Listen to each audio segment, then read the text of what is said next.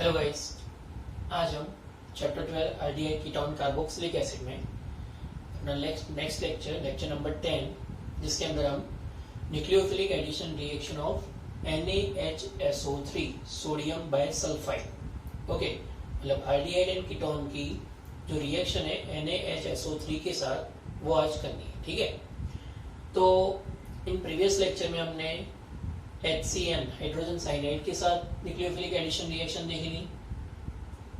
उसके अंदर हमने रिएक्टिविटी भी देखी थी आल्डिहाइड कीटोन एंड बेंजाल्डिहाइड की। ओके, इस लेक्चर के अंदर हम NaHSO3 की जो एडिशन रिएक्शन है, न्यूक्लियोफिलिक एडिशन रिएक्शन, वो देखेंगे। ओके, तो चलो देखते हैं। तो पहले तो मैं कोई भी जनरल आल्डिहाइड कीटोन का जो कार्बोनिल ग्रुप है वो मैं लिख रहा हूँ C डबल बॉन्ड O। उसकी रिएक्शन मुझे करवानी है NaHSO3 के साथ सोडियम बाय सल्फाइड के साथ। किसके साथ करवानी है? सोडियम बाय सल्फाइड के साथ। ओके, तो ये तो हमें पता है कि कार्बन और जो कार्बोनिल ग्रुप है उसके अंदर कार्बन पे पार्शियली पॉजिटिव चार्ज होगा और ऑक्सीजन पे पार्शियली नेगेटिव चार्ज। क्लियर है? इतना तो सबको समझ में आ ही रहा है। ओके, अब ये जो पॉजिटिव नेगेटिव चार्ज है, उसी तरह ये जो अपना NaHSO3 है उसमें सोडियम पे पॉजिटिव चार्ज है और sulphur HSO3 minus negative charge है। तो यहाँ पे अपना न्यूक्लियोफाइल कौन सा होगा? NaHSO3 में HSO3 माइनस। ओके, तो हमें पता है कि ये जो न्यूक्लियोफाइल है वो किस पे अटैक करेगा? कार्बन पे, और ये पाई बॉन्ड कहाँ पे शिफ्ट हो जाएंगे? ऑक्सीजन पे। तो इसके अंदर हमें प्रोडक्ट कुछ इस तरीके से मिलेगी। ऑक्सीजन पे नेगेटिव चार्ज, और नेगेटिव चार्ज है तो वहां पे क्या अटैच होगा? सोडियम। ओके, और यहाँ पे होगा SO3H। ओके, कोई ऐसा एडक्ट हमें बीच में मिलेगा। क्लियर? अब ये जो एडक्ट है उसके अंदर होगा क्या? तो ये जो हाइड्रोजन है SO3H के पास, वो लास्ट में क्या करेगा? तो हमें पता है कि यहाँ पे ऑक्सीजन पे नेगेटिव चार्ज है, तो जनरली वहां पे क्या अटैच होने वाला है? हाइड्रोजन, जो प्रीवियस भी हमने देखा था। ओके, तो उसी तरह SO3H में जो हाइड्रोजन है वही हाइड्रोजन कहाँ पे अटैच होगा? ऑक्सीजन पे, क्योंकि ऑक्सीजन के पास एक्स्ट्रा लोन पेयर्स है। वो हाइड्रोजन को क्या करेगा? अप्रोच करेगा, अपनी तरफ खींचेगा, और ये जो सोडियम है वो कहाँ पे चला जाएगा? SO3 के पास। तो फाइनल हमें कुछ इस तरीके से प्रोडक्ट मिलेगी, SO3Na, और यहाँ पे होगा OH। ओके, ये जो हमारी प्रोडक्ट है, अगर किसी भी कंपाउंड में आल्डिहाइड, मतलब किसी भी सब्सटेंस में आल्डिहाइड या कीटोन ग्रुप प्रेजेंट है, ओके, तो अगर उसकी रिएक्शन हम NaHSO3 के साथ करवाएंगे सोडियम बाइसल्फाइड के साथ, तो लास्ट में हमें व्हाइट सॉलिड, जो कैसा होगा? क्रिस्टलाइन, मतलब व्हाइट क्रिस्टलाइन सॉलिड हमें मिलेगा। और जो वाटर के अंदर कैसा होगा? सॉल्यूबल। जो वाटर के अंदर कैसा होता है? सॉल्यूबल। ओके, तो जैसे कि ये टेस्ट किसके लिए होता है? तो जनरली ये टेस्ट होता है आल्डिहाइड एंड कीटोन की जो फंक्शनल ग्रुप है आल्डिहाइड एंड कीटोन में, कार्बोनिल ग्रुप, वो प्रेजेंट है या नहीं है। मतलब कोई हमारे पास अननोन सब्सटेंस है, उसके अंदर आल्डिहाइड या कीटोन प्रेजेंट है या नहीं, वो चेक करने के लिए ये टेस्ट होता है। तो ये किसके लिए होता है? तो मैं यहाँ पे मैं लिख लेता हूँ आल्डिहाइड एंड कीटोन का टेस्ट करने के लिए।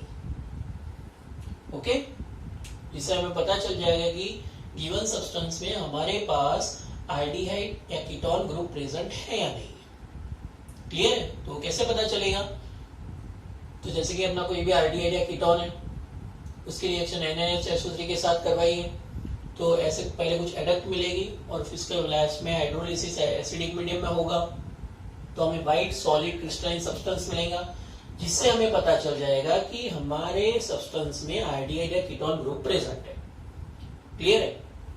दूसरी चीज, अगर यहाँ पे व्हाइट क्रिस्टलाइन सॉलिड सब्सटेंस नहीं बन रहा है गिवन सब्सटेंस में, इसका मतलब ये होगा कि हमारे सब्सटेंस में आल्डिहाइड या कीटोन ग्रुप प्रेजेंट नहीं है। क्लियर है? तो ये चीज से आपको अच्छी तरह से पता चल जाएगा। चलो एक आरडीआई का एग्जांपल देख लेते हैं कि कैसे होता है। तो मैं यहाँ पे लिख रहा हूँ CH3 और यहाँ पे लिख रहा हूँ हाइड्रोजन। तो ये अपना इथेनॉल हो गया। इसकी रिएक्शन NaHSO3 सोडियम बाइसल्फाइड के साथ इन ड्राई HCl। यहाँ पे कंडीशन हमें अप्लाई करनी है, ड्राई HCl। ओके, तो ड्राई HCl होगा तो ये रिएक्शन जल्दी से हो जाएगी। क्यों हो जाएगी अभी हम देखेंगे। तो देखो जैसे कि ये अपना कार्बोनिल ग्रुप है, तो कार्बोनिल ग्रुप पे कार्बन पे पॉजिटिव चार्ज है, ऑक्सीजन पे नेगेटिव चार्ज है। तो ये कार्बोनिल ग्रुप पहले किसके साथ रिएक्शन करेगा, HCl के साथ। ओके, तो ये जो हाइड्रोजन है वो कहाँ पे शिफ्ट हो जाएगा, ऑक्सीजन पे, क्योंकि ऑक्सीजन पे लॉन पे प्रेजेंट है। तो ऑक्सीजन हाइड्रोजन को अप्रोच करेगा, अपनी तरफ खींचेगा, जिसकी वजह से हमें कुछ ऐसा कंपाउंड मिलेगा। और ऑक्सीजन पे कौन सा चार्ज आएगा, पॉजिटिव चार्ज। अगर ये ऑक्सीजन पे पॉजिटिव चार्ज है तो वो क्या करेगा, किसी भी तरह वो न्यूट्रलाइज होने का ट्राई करेगा। ठीक है, जिसकी वजह से ये कार्बन पे इजीली अपना न्यूक्लियोफाइल SO3H जो है वो इजीली अटैच कर सकेगा। क्लियर है? तो अगर ये रिएक्शन ड्राई HCl की प्रेजेंस में होगी तो कार्बोनिल ग्रुप कोई ऐसे कंपाउंड में फॉर्म होगा, C डबल बॉन्ड OH। यहाँ पे पाई बॉन्ड ब्रेक नहीं होने वाला है जब हाइड्रोजन अटैच होगा। क्लियर है? तो तब उसपे क्या होगा, ऑक्सीजन पे पॉजिटिव चार्ज, और जिसकी वजह से ये ऑक्सीजन जो पॉजिटिव चार्ज है उसकी वजह से यहाँ पे इजीली न्यूक्लियोफाइल कार्बन पे अटैच कर सकता है, क्योंकि ये जो कार्बन है वो हाईली इलेक्ट्रोपॉजिटिव हो जाएगा। क्लियर है? और बाद में ये बॉन्ड शिफ्ट हो जाएंगे। क्लियर है? और वहां पे Na ग्रुप अटैच हो जाएगा। क्लियर है?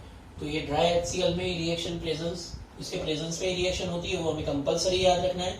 ओके, तो इथेनॉल की रिएक्शन जब NaHSO3 के साथ होगी तो यहाँ पे CH3, यहाँ पे हाइड्रोजन, यहाँ पे होगा SO3Na, और यहाँ पे फाइनल प्रोडक्ट क्या मिलेगी हमें, मैंने डायरेक्ट फाइनल प्रोडक्ट लिख ली है। ये एडक लिखने की जरूरत है। चलो पहले एडक लिख लेते हैं जिससे आपको अच्छे से समझ में आएगा। यहाँ पे नेगेटिव चार्ज, यहाँ पे सोडियम होगा पॉजिटिवली चार्ज, और यहाँ पे हाइड्रोजन। तो ये एडक्ट मिलेगी हमें पहले। क्लियर है? उसके बाद उसकी एसिडिक मीडियम में हाइड्रोलिसिस होगा। तो क्या होगा, ये हाइड्रोजन है वो ऑक्सीजन को अप्रोच करेगा। क्लियर है? तो ये सोडियम यहाँ पे शिफ्ट हो जाएगा और हाइड्रोजन ऑक्सीजन पे चला जाएगा। तो फाइनल प्रोडक्ट हमें कुछ इस तरीके से मिलेगी, SO3Na और OH। ये जो प्रोडक्ट है वो कैसी होगी, white crystalline solid, white crystalline solid.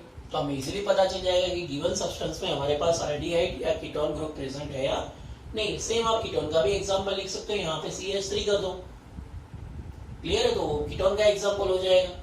तो आप इजीली पता कर सकोगे कि गिवन सब्सटेंस में आपके पास आल्डिहाइड या कीटोन ग्रुप प्रेजेंट है या नहीं। क्लियर है? तो इस तरीके से आप NaHSO3 यूज करके कोई भी आल्डिहाइड या कीटोन का प्रेजेंस है या नहीं वो पता कर सकते हो। दूसरी चीज, अगर आपको व्हाइट क्रिस्टलाइन सॉलिड सब्सटेंस नहीं मिल रहा है, दैट मीन्स आपके पास गिवन सब्सटेंस में आल्डिहाइड कीटोन ग्रुप प्रेजेंट नहीं है। क्लियर है? अब यहाँ पे मैंने रिवर्सिबल रिएक्शन दिखाया है। रिवर्सिबल का मतलब होता है कि अगर ये जो फाइनल प्रोडक्ट आपको मिली है वो वाटर सॉल्यूबल है, मैंने पहले ही आपको बता दिया। तो वाटर सॉल्यूबल है, तो अगर वाटर के अंदर उसको डिसॉल्व करने के बाद मैं उसकी रिएक्शन फिर से एसिडिक या बेसिक मीडियम में करवा दूं तो मुझे फिर से आल्डिहाइड या कीटोन वापस मिल जाएगा। क्या बोला मैंने, ये जो व्हाइट क्रिस्टलाइन सॉलिड जो वाटर में सॉल्यूबल है, ये प्रोडक्ट ओके जो वाटर के अंदर सॉल्यूबल है उसकी रिएक्शन में फिर से एसिडिक या बेसिक मीडियम में करवा दूं तो क्या होगा, तो फिर से हमें आल्डिहाइड एंड कीटोन वापस मिल जाएगा। इसीलिए ये रिएक्शन कैसी है, रिवर्सिबल। ओके, तो हमें तो सिर्फ इतना पता ही करना था कि गिवन सब्सटेंस में आल्डिहाइड या कीटोन ग्रुप प्रेजेंट नहीं है या नहीं है। ओके, अगर हमें पता चल गया कि गिवन सब्सटेंस में आल्डिहाइड कीटोन प्रेजेंट है तो वो वाटर के अंदर सॉल्युबल हो जाएगा और जो रिमेनिंग सब्सटेंस है वो इनसॉल्युबल होगा। ओके, तो सॉल्युबल को सेपरेट कर लो, फिल्ट्रेट को सेपरेट कर लो और जो रेसिड्यू है उसको अलग कर लो, तो आराम से हमें आल्डिहाइड कीटोन अलग से मिल जाएगा। और फिर से हमें ये एडक्ट में से, मतलब ये जो फाइनल प्रोडक्ट है उसमें से फिर से आल्डिहाइड कीटोन बनाना है, तो क्या करेंगे, उसके अंदर वाटर तो है ही ऑलरेडी, तो उसको एसिडिक मीडियम में कर दो, मतलब उसके अंदर एसिड ऐड कर दो, तो आपको ये रिएक्शन बैक होती दिखेगी, मतलब आपको फिर से आल्डिहाइड या कीटोन मिल जाएगा और NaHSO3 आपको वापस मिल जाएगा। तो ये रिएक्शन काफी मजेदार भी है और काफी इंटरेस्टिंग भी है। तो आपको ये अच्छी तरह से याद होना चाहिए कि NaHSO3 के साथ जो रिएक्शन हो रही है वो सिर्फ और सिर्फ आल्डिहाइड एंड कीटोन के टेस्ट के लिए है। ओके, तो आपको अच्छे से पता होना चाहिए। ओके, इसका स्क्रीनशॉट ले लो।